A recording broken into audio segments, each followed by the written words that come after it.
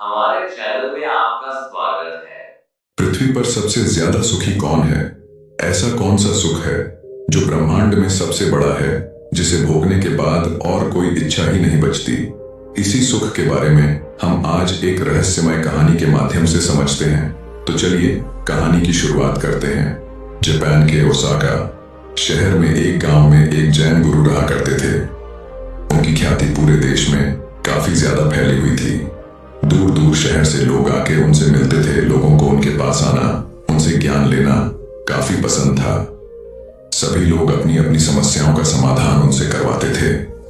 जैन गुरु रोज प्रातःकाल सैर करने जाया करते थे। ऐसे ही एक दिन वह सुबह सुबह अपने एक अनुयायी के साथ सैर कर रहे थे कि तभी अचानक कहीं से एक व्यक्ति जैन गुरु के पास आकर उन्हें भला बुरा कहने लगता है, उनका काफी अपमान करता है। उस व्यक्ति द्वारा जैन गुरु को काफी अपशब्द कहे गए, परंतु उन्होंने उस व्यक्ति की किसी भी बात का कोई जवाब नहीं दिया। इसके विपरीत वह उस व्यक्ति की बात को सुनकर मुस्कुराते हुए अनुयायी के साथ आगे बढ़ जाते हैं। जैन गुरु को ऐसा करते देख वह व्यक्ति और अधिक क्रोधित हो जाता है और उन्हें और अधिक अपशब्द कहने लगता है। यहां तक कि जैन गुरु के पूर्वजों तक को अपमानित करने लगता है। उन्हें खूब भला बुरा कहता है, खामियां निकालता है। पर इसके बावजूद भी जैन गुरु मुस्कुराते हुए आगे बढ़ते रहते हैं और कुछ कहना जरूरी नहीं समझते। वह व्यक्ति हर संभव प्रयास करता है, लेकिन जैन गुरु पर उसका कोई प्रभाव नहीं पड़ता। अनुयायी को यह सब देखकर क्रोध आने लगता है। जैसे ही वो उस व्यक्ति को कुछ कहने के लिए आगे बढ़ता है, जैन गुरु उसे इशारा करके रोक देते हैं। अंत में जैन गुरु पर अपनी बातों का कोई असर ना होते हुए देखकर अंततः वह व्यक्ति निराश हो गया और उनके रास्ते सिर्फ स्वयं ही हट गया। वह समझ जाता है कि यह कुछ नहीं कहेंगे और वापस लौट जाता है। थोड़ा आगे जाने के बाद जैन गुरु जी से बड़े ही आश्चर्यचकित होकर पूछता है कि हे गुरुदेव, उस व्यक्ति ने आपको कितना भला बुरा कहा, अपशब्द कहे, यहां तक कि आपके पूर्वजों तक को नहीं छोड़ा, उनका भी अपमान किया, परंतु आपने उसे पलटकर एक शब्द नहीं कहा। यदि आपकी जगह में होता तो उसे क्षण भर में मार देता, परंतु आपकी वजह से मैं चुप रहा। आपने भला उस दुष्ट की बातों का जवाब क्यों नहीं दिया? उसे जवाब देने की जगह आप मुस्कुराते रहे। क्या आपको उसकी बातों से कोई कष्ट नहीं पहुंचा, दुख नहीं हुआ? मुझे तो उस व्यक्ति को देख बेहद क्रोध आ गया, परंतु आपके कारण मैं चुप रहा। उससे कुछ नहीं कहा, परंतु आप तो कुछ कह सकते थे। आप क्यों चुप थे? अपने अनुयायी की बात सुन। जैन गुरु ने तब भी कुछ नहीं कहा और उसे अपने पीछे आने का इशारा करते हुए आगे बढ़ गए। शिष्य को कुछ समझ नहीं आया कि वह क्या कर रहे हैं। वह चुपचाप गुरु जी के पीछे चलता गया। कुछ देर चलने के बाद वे दोनों जैन गुरु के कक्ष तक पहुंच गए। वहां पहुंच जैन गुरु अपने अनुयायी से कहते हैं कि तुम यहीं बाहर मेरी प्रतीक्षा करो, मैं अभी भीतर से आता हूं। जैन गुरु अपने कक्ष में गए और वहां से कुछ अपने मैले कपड़े लेकर कुछ देर बाद बाहर आते हैं और उस अनुयायी को थमाते हुए कहते हैं कि लो, अपने कपड़े उतार कर इन्हें धारण कर लो। उन कपड़ों से अजीब सी दुर्गंध आ रही थी और वो बहुत ज्यादा गंदे थे। अनुयायी ने उन्हें हाथ में लेते ही दूर फेंक दिया। उससे वो दुर्गंध सही नहीं गई। जैन गुरु उस अनुयायी से कहते हैं कि क्या हुआ, तुम इन मैले कपड़ों को क्यों फेंक रहे हो? जाओ और उन्हें ग्रहण करके आओ। गुरु की बात सुनकर अनुयायी कहता है कि यह आप क्या कह रहे हैं? ये कपड़े इतने मैले हैं, ऊपर से इतनी गंदी दुर्गंध आ रही है, कोई भला इन्हें कैसे धारण कर सकता है? अनुयायी की बात सुन। जैन गुरु कहते हैं कि जिस प्रकार तुम यह मैले और अजीब सी दुर्गंध भरे वस्त्रों को ग्रहण नहीं कर सकते, ठीक इसी तरह मैं भी उस व्यक्ति द्वारा फेंके हुए अपशब्दों को नहीं ग्रहण कर सकता। उसके द्वारा कहे गए हर शब्द को मैंने सुना ही नहीं। जब सुना ही नहीं तो उससे बुरा लग ही नहीं सकता। जैन गुरु आगे अनुयायी से कहते हैं कि इतना याद रखो कि यदि तुम किसी को बिना मतलब भला बुरा कहने पर स्वयं भी क्रोधित हो जाते हो, तो इसका अर्थ है कि तुम अपने साफ सुथरे कपड़ों की जगह उस फेंके फटे पुराने मैले कपड़ों को धारण कर रहे हो। उसकी बातें तुम्हें हद से ज्यादा प्रभावित कर रही हैं। यदि तुम उनको नहीं सुनोगे, उन सब पर ध्यान न देकर आगे बढ़ोगे, तो कोई भी तुम्हें क्रोध नहीं दिला सकता, न तुम्हारे मार्ग में बाधा बनकर आ सकता है। बस जरूरत है तो ऐसी चीजों से, लोगों से स्वयं को दूर रखने की, स्वयं को बिल्कुल दूर कर देने की। जब आपको इन बातों से फर्क पड़ना बंद हो जाएगा, तब आपका मन स्वयं ही शांत हो जाएगा। आपका बस स्वयं पर, आपके मन पर पूरा नियंत्रण होना चाहिए, क्योंकि उस स्थिति में आने के बाद आपको किसी की भी बात से कोई फर्क नहीं पड़ता।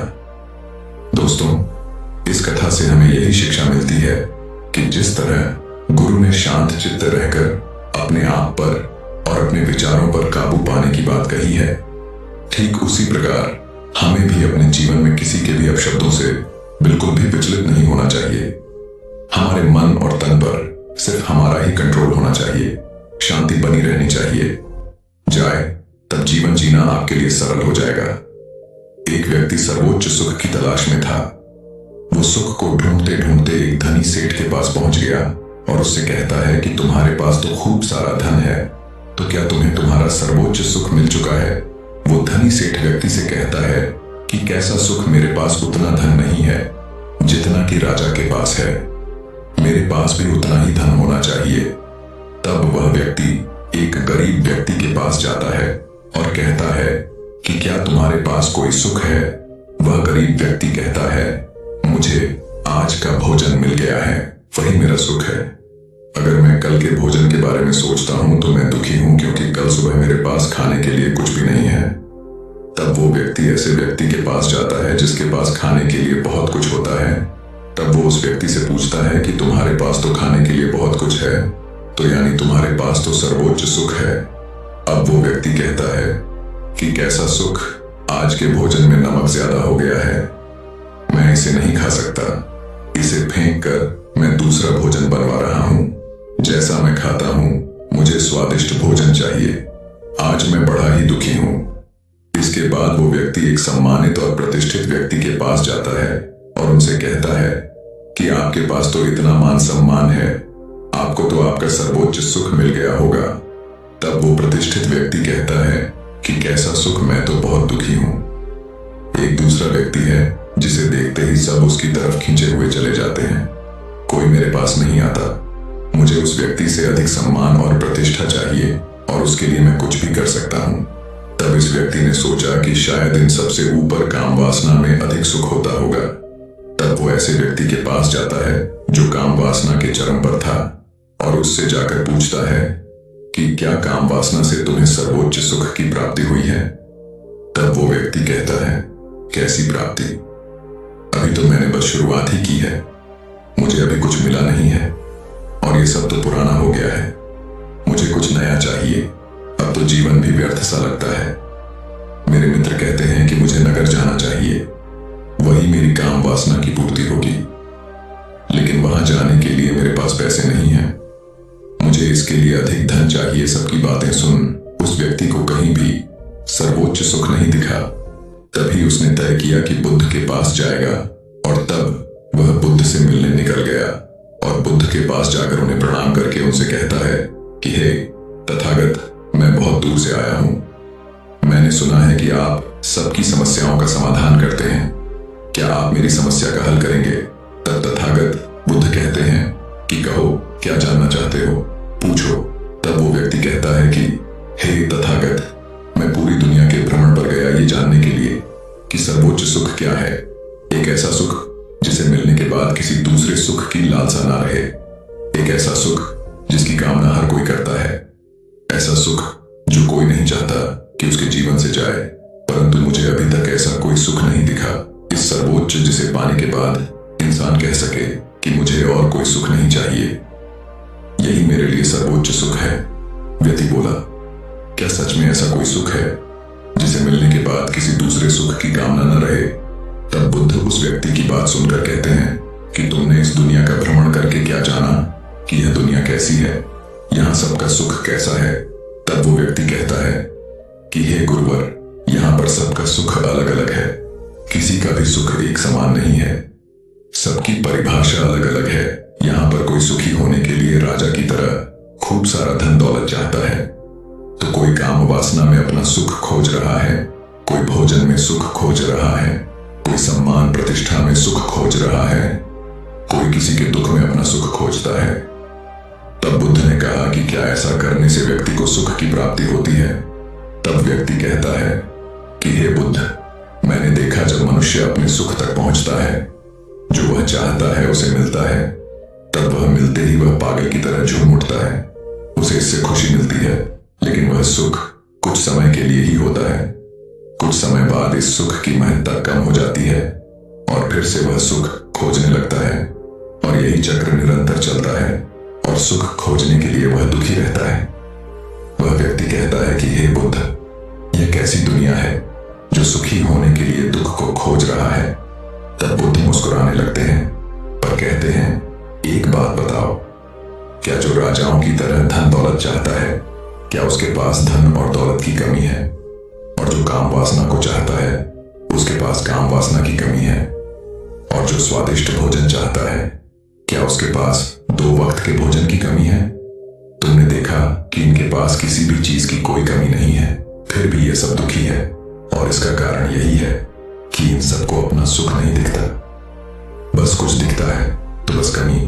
दूसरे के पास जो है उसे पाने में सुख नहीं, बल्कि सुख का मजा तो तब आता है जब आपके पास सब कुछ हो। उसका भरपूर आनंद लेकर जीने में हम अपनी आंखों से दुनिया देख सकते हैं, प्रकृति का सौंदर्य देख सकते हैं, दूसरों की भावनाओं को पढ़ सकते हैं, लेकिन हम अपनी आंखों से देखते क्या है? हम केवल वासना को ही देखते हैं। एक ऐसी वासना जो केवल सुख का लालच देकर दुख की ओर ले जाती है। तब हम फिर से दुखी हो जाते हैं।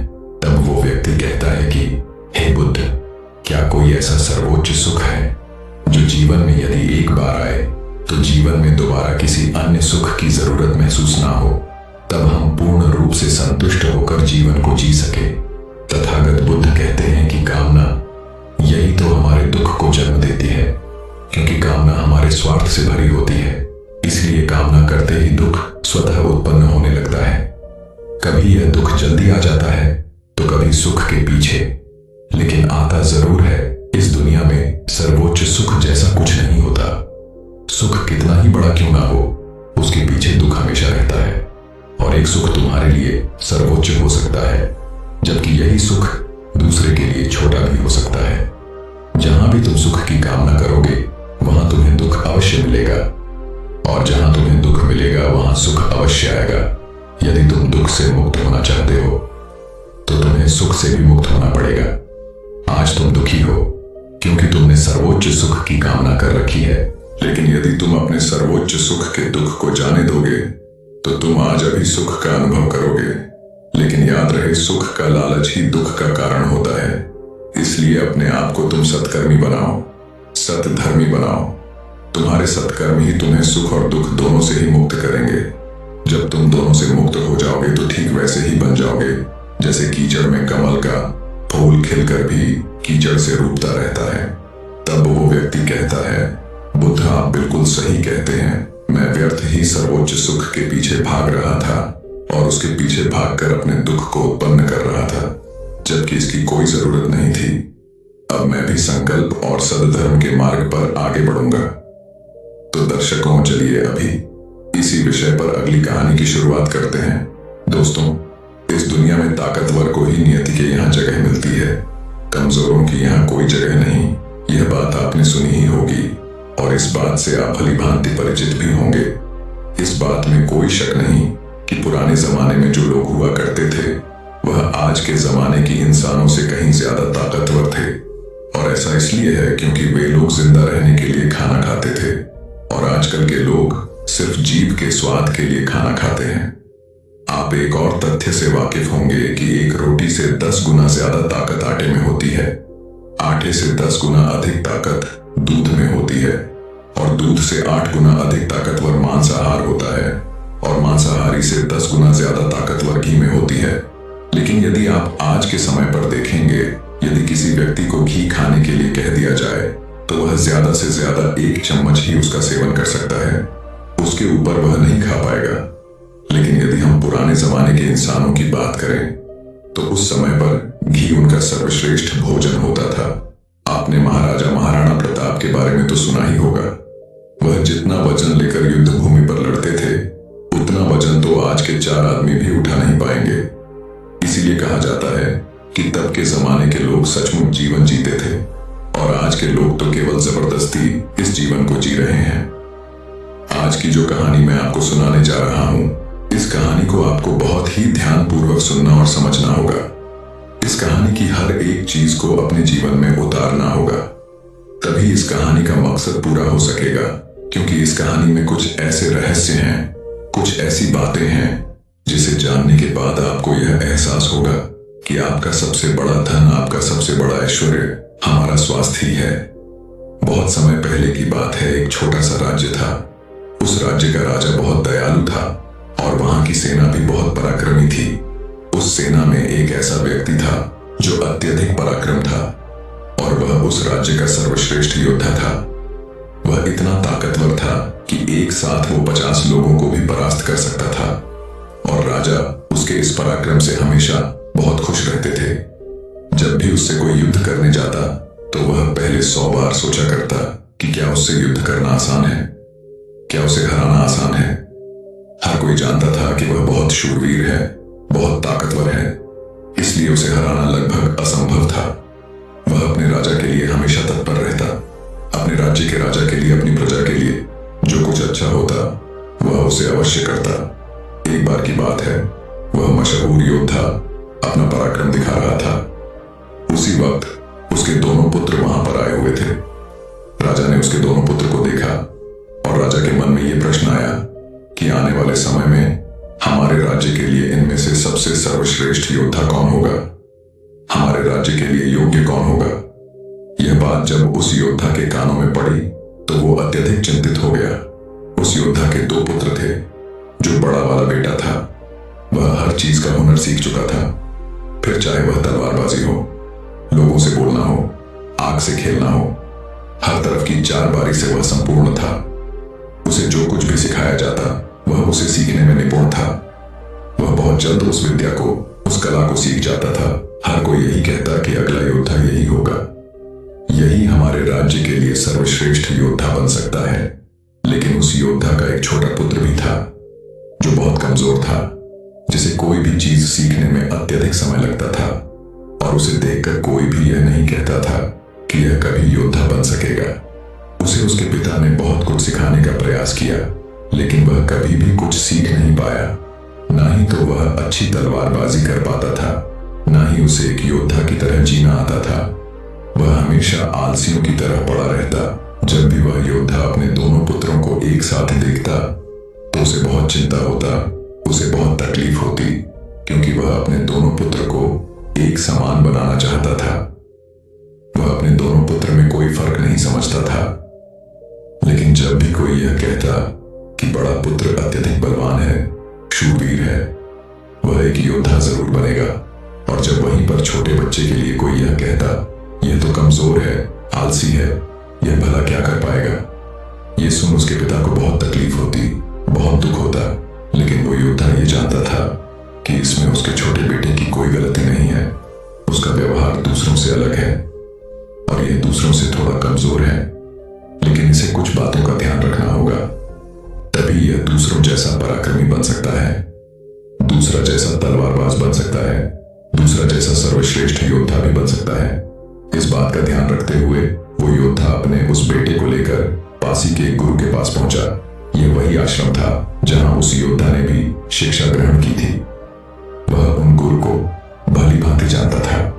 वह यह भी जानता था कि वह गुरु उसके छोटे बेटे को वह शिक्षा अवश्य देंगे जिससे वह भी अन्य लोगों की तरह पराक्रमी और शूरवीर बन जाए।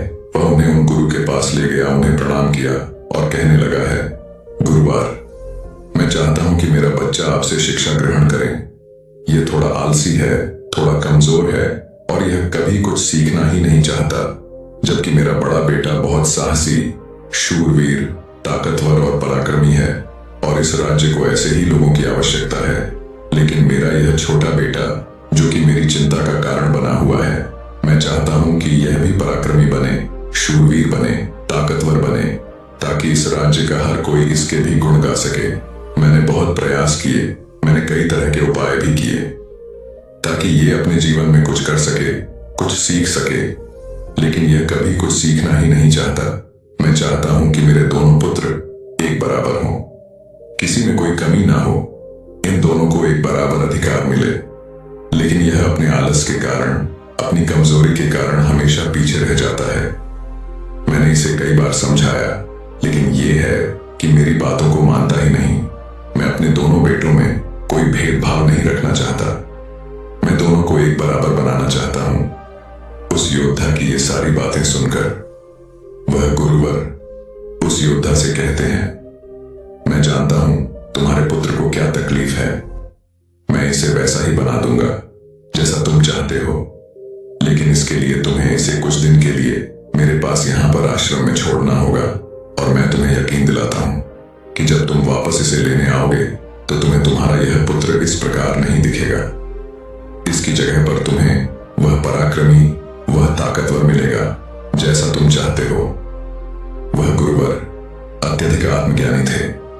वह उस योद्धा के पुत्र को देखकर यह समझ चुके थे कि उसे क्या तकलीफ है और उसे किस तरह से ठीक किया जा सकता है, उसे किस तरह से पराक्रमी बनाया जा सकता है, क्योंकि आखिर वह एक ऐसे योद्धा का पुत्र है जिसे अभी तक कोई हरा नहीं सका था।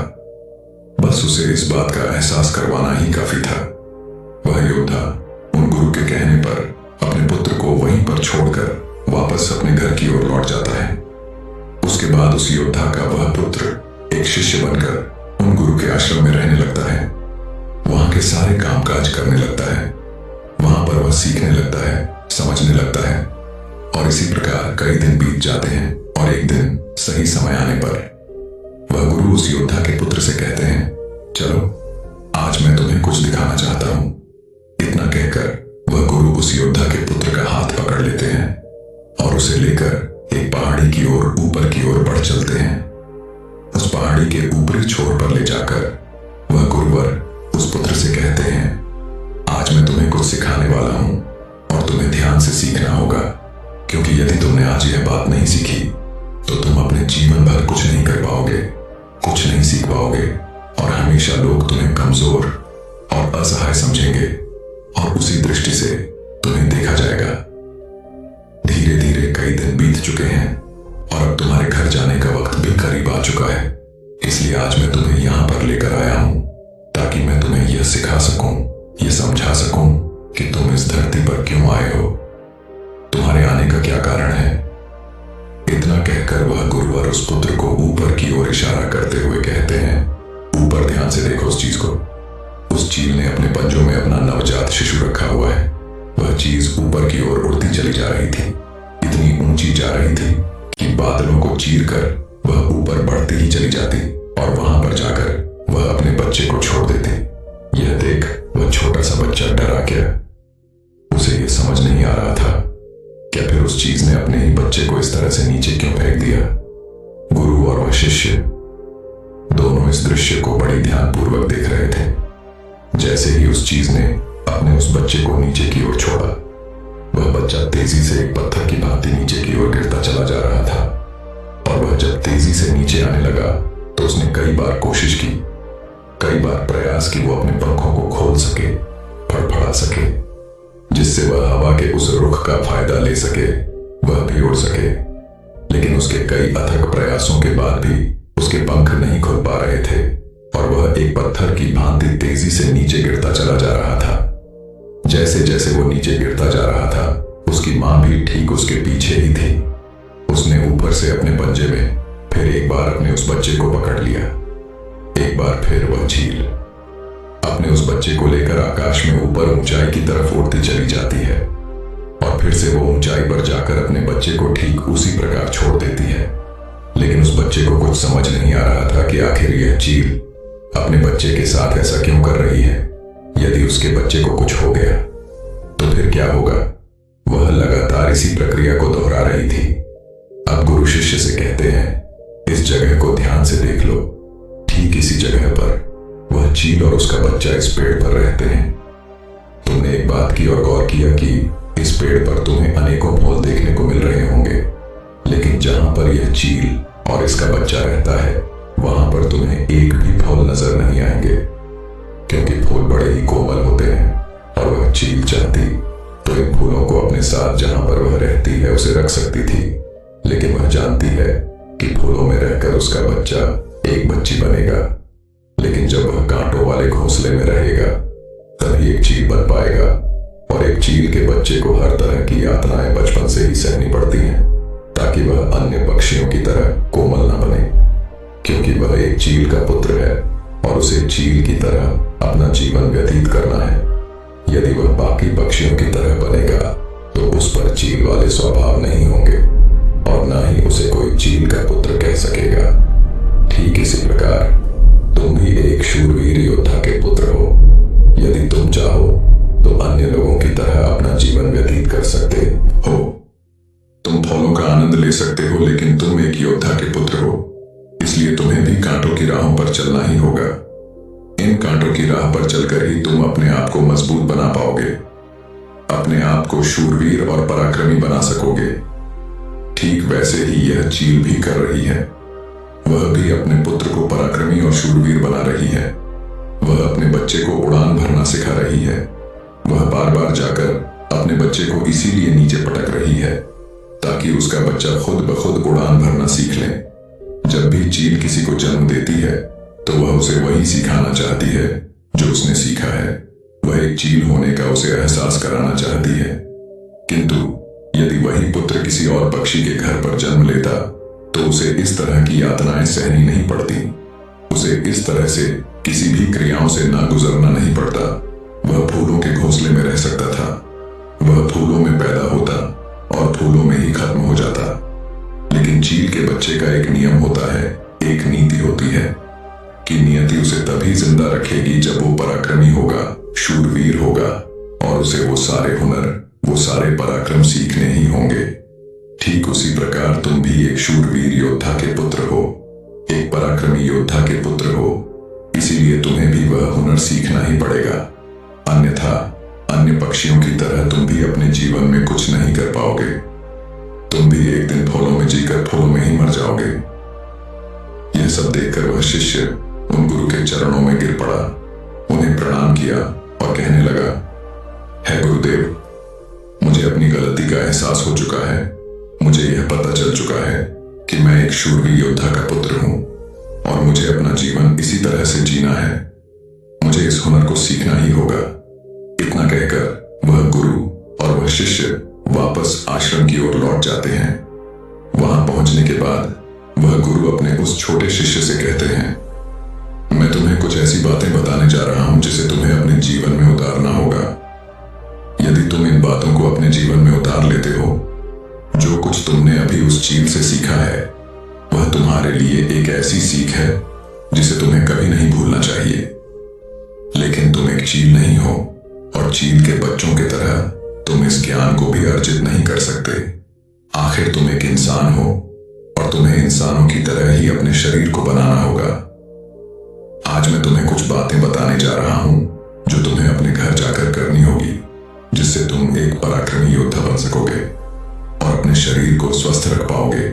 क्योंकि एक शूरवीर योद्धा हमेशा अपने शरीर का ध्यान रखता है। वह हमेशा अपने शरीर को चुस्तीला और फुर्तीला बनाए रखता है, जिस कारण वह कभी बीमार नहीं पड़ता। तुम्हें भी इस बात का ध्यानपूर्वक ध्यान रखना होगा। तुम्हें सुबह जल्दी उठना होगा। 6 से 8 घंटे की नींद तुम्हारे लिए महत्वपूर्ण है। इससे ज्यादा कभी मत सोना। सुबह जल्दी उठकर अपना जो कार्य है उसका अभ्यास करना। जिस प्रकार तुम्हारे पिता एक योद्धा है, वह सुबह उठकर अपने सभी हुनर का अभ्यास करते हैं, ठीक उसी प्रकार तुम्हें भी सुबह उठकर अपने सभी हुनर का अभ्यास करना होगा। योगा प्राणायाम करना होगा, जिससे तुम्हारा शरीर पूरी तरह से स्वस्थ होगा। और जितना तुम अपने शरीर को स्वस्थ रखोगे, उससे तुम अपने अंदर की शक्तियों को समर्थ बना पाओगे। और तुम्हें एक बात और याद रखनी होगी, जितना तुम्हें अपने ऊपरी शरीर का ध्यान रखना है, उतना ही तुम्हें अपने भीतर के शरीर का भी ध्यान रखना है। अर्थात अपनी मानसिक शक्ति का भी तुम्हें ध्यान रखना होगा, इसे भी बढ़ाना होगा। और यह मानसिक शक्ति तुम्हें ध्यान से मिलेगी, इसलिए हमेशा ध्यान करना, हमेशा सुबह उठकर प्राणायाम करना, हमेशा सुबह उठकर योगा करना, ये तुम्हें मजबूती प्रदान करेंगे। और यदि इसके बाद भी तुम सुबह जल्दी नहीं उठ पाते, तुम इस आदत को नहीं अपना पाते, तो मेरा एक और सबक याद रखना। जिस दिन तुम उठने में लेट हो जाओ, अर्थात जितना समय तुम देरी से उठो, अपने शरीर पर उतने ही कोड़े मरवाना। जब तुम यह क्रिया 4 से 5 दिन करोगे तो तुम खुद ही अपने आप में वह बदलाव देख पाओगे कि तुम अपने आप ही अपने समय पर उठना शुरू कर पाओगे। दूसरी बात जो तुम्हें हमेशा ध्यान रखनी है कि तुम्हें हमेशा स्वादिष्ट और स्वस्थ खाना ही खाना है। ऐसी चीजें कभी मत खाना जो तुम्हारे शरीर को नुकसान पहुंचाती हो। हमेशा तुम स्वस्थ खाना ही खाना, जैसे हरी सब्जियां, फल, दूध, दही। तुम भोजन अपने शरीर के लिए करना, न कि अपनी जीभा के लिए, न कि केवल स्वाद के लिए। अगली बात, वह गुरुवर अपने उस शिष्य से कहते हैं कि जब भी तुम्हारे मन में कोई चिंता हो, कोई ऐसा विषय हो जिसे लेकर तुम बहुत चिंतित हो, तो ऐसी बातें अपने घर परिवार में अवश्य बताना। यदि तुम इन बातों को अपने मन में रखते हो तो यह बातें तुम्हें मन ही मन कमजोर बनाती चली जाएंगी। यह चिंता तुम्हें अंदर ही अंदर खाती चली जाएगी और तुम खोखले होते चले जाओगे। और याद रखना, जब हमारा मन बीमार पड़ता है तो वह हमारे शरीर को भी बीमार कर देता है। इसलिए कोई भी बात कभी छुपा कर मत रखना। हर बात अपने घर वाले और अपने परिवार को अवश्य बताना। आगे वह गुरु अपने उस शिष्य से कहते हैं, हमेशा सकारात्मक सोच रखना। कभी भी नकारात्मक विचार अपने दिमाग में आने मत देना। सबके जीवन में उतार और चढ़ाव तो आते ही रहते हैं। सभी के जीवन में सुख और दुख लगा ही रहता है, कभी अच्छा तो कभी बुरा। जीवन इसी प्रकार चलता है। तुम्हारे जीवन में समय चाहे कैसा भी क्यों ना आए, लेकिन तुम्हें हमेशा एक सकारात्मक सोच ही अपनानी है, जिससे तुम अपने जीवन में आने वाली कठिन से कठिन परिस्थितियों का सामना हंसते हुए और बड़ी ही सरलता से उसका सामना कर सकोगे और जीवन में आगे बढ़ पाओगे। अगली बात जो तुम्हें याद रखनी चाहिए वह यह है कि तुम्हें हमेशा मुस्कुराते रहना है, क्योंकि एक योद्धा ही यदि चिंतित हो तो उसका राज्य भी चिंतित हो सकता है। और तुम्हारी मुस्कुराहट से ही सबको ताकत मिलती है। तुम शूरवीर योद्धा के पुत्र हो। तुम्हारी हंसी तुम्हारे चेहरे से अलग नहीं होनी चाहिए। यह तुम्हारे और तुम्हारे राज्य के लिए उचित है और यह तुम्हारे राज्य को एक सकारात्मक ऊर्जा प्रदान करता है। और तुम्हारा मुस्कुराते रहना तुम्हारे लिए भी अच्छा है। यह तुम्हारे भीतर सकारात्मक ऊर्जा का प्रवाह करता है, जिससे तुम अच्छा महसूस करोगे, मजबूत महसूस करोगे, ताकतवर महसूस करोगे। आगे वह गुरु अपने उस शिष्य को आखिरी सीख देते हुए कहते हैं, हमेशा अपने जीवन में दान पुण्य करते रहना, इसे कभी पीछे मत हटना। तुमने देखा होगा कि राजा महाराजा ऐसे होते हैं कि वह दान के समय पर उनसे जो मांगा जाए वह सब देने के लिए तैयार हो जाते हैं, फिर चाहे आप उनका राजपाट ही क्यों ना मांग ले। दान पुण्य करना अत्यधिक जरूरी है। और ऐसा नहीं कि दान में तुम केवल धन ही दो, तुम किसी की मदद भी कर सकते हो। इसलिए दान पुण्य के समय पर तुम्हें कभी पीछे नहीं हटना चाहिए। जब हम दान करते हैं तो हमारे मन में एक अजीब सी खुशी महसूस होती है। हमारा मन बहुत खुश होता है, हम बहुत अच्छा महसूस करते हैं और यह खुशी हमारे शरीर को और भी ज्यादा मजबूत बनाती है। लोगों में यह गलत धारणा है कि जब हम दान करते हैं तो हमारी संपत्ति घटती है, लेकिन ऐसा नहीं है। जब हम दान करते हैं तो इससे हमारी संपत्ति घटती नहीं बल्कि बढ़ती चली जाती है। इसलिए दान करने से कभी पीछे मत हटना। जब भी तुम्हें मौका मिले, जैसा भी तुम्हें मौका मिले, तुम दान अवश्य करना। इतना कहकर वह गुरुवर शांत हो गए और वह शिष्य उन गुरु के चरणों में प्रणाम करके उनसे कहता है गुरुवर, आपने जो मुझे शिक्षा दी है, यह शिक्षा मैं अपने जीवन भर याद रखूंगा। इसे मैं कभी भुला नहीं पाऊंगा। अब मुझे आज्ञा दीजिए, मैं अपने घर जाना चाहता हूँ। अपने पिता की तरह एक शूर पराक्रमी योद्धा बनना चाहता हूँ। इतना कहकर वह शिष्य शांत हो जाता है और वह गुरुवर भी आशीर्वाद देते हुए उस शिष्य को उसके घर जाने की आज्ञा प्रदान करते हैं।